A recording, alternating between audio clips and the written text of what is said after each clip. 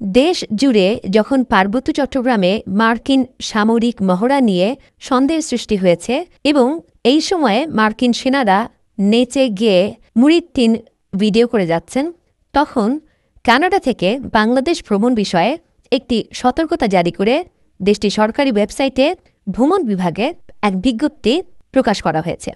বিজ্ঞপ্তিতে বাংলাদেশ ভ্রমণের সতর্কতামূলক হলুদ চিহ্ন জারি করা হয়েছে, অর্থাৎ উচ্চ মাত্রায় সতর্ক থাকতে বলা হয়েছে।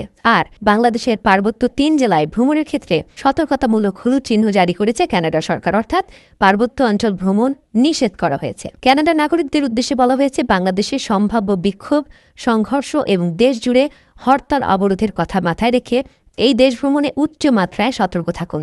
দেশটিতে যে কোনো মুহূর্তে নিরাপত্তা পরিস্থিতির অবনতি ঘটে যেতে পারে, যার আগাম সংকেত নাও পাওয়া যেতে পারে। পার্বত্য ৩ জেলায় যে কোনো ভ্রমণ এড়ানোর পরামর্শ দিয়ে বিজ্ঞপ্তিতে বলা হয়েছে রাজনৈতিক উদ্দেশ্য প্রণোদিত সহিংসতা, অপহরণ এবং ক্ষুদ্র নৃগোষ্ঠীগুলোর মধ্যে বিক্ষিপ্ত সংঘাতের কথা মাথায় রেখে পার্বত্য চট্টগ্রাম অঞ্চল ভ্রমণ এড়িয়ে চলুন।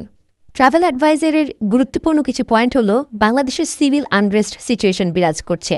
প্রতি শুক্রবার জুম্মার নামাজের পর বিভিন্ন দাবিতে ভায়োলেন্ট প্রোটেস্ট হচ্ছে এবং এতে হাজারো হতাহতের ঘটনা ঘটছে।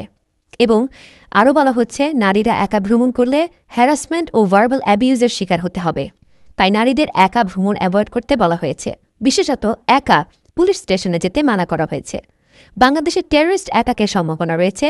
বিদেশিরা পাশাপাশি সরকারি দফতর, উপাসনালয়, বিমানবন্দর ও শিক্ষা প্রতিষ্ঠানে এই ধরনের আক্রমণের লক্ষ্যবস্তু হতে পারে বলে সম্ভাবনা দেখা যাচ্ছে।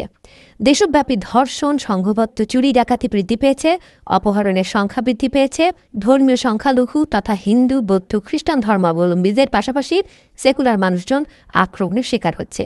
আপনারা হয়তো এখনও বুঝতে পারছেন না যে পশ্চিমা বিশ্ব এভাবেই মৌলবাদী এবং সন্ত্রাসবাদী রাষ্ট্রগুলোকে সংজ্ঞায়িত করে। আলাদিনের চেরাগ থেকে বের হয়ে আসা ড ইউনূস যে দৈত্যকে ছেড়ে দিয়েছে, সেই দৈত্যই আসলে এই ১ বছরে এই দেশকে এই অবস্থায় নিয়ে গেছে এবং বাংলাদেশকে ভবিষ্যতে একটি ব্যর্থ রাষ্ট্র এবং আফগানিস্তান মতন একটি জঙ্গি রাষ্ট্র হিসেবে প্রমাণ করার এটি হচ্ছে প্রথম ধাপ। দেখছেন? এখনও দেখবেন? দেখতে থাকুন।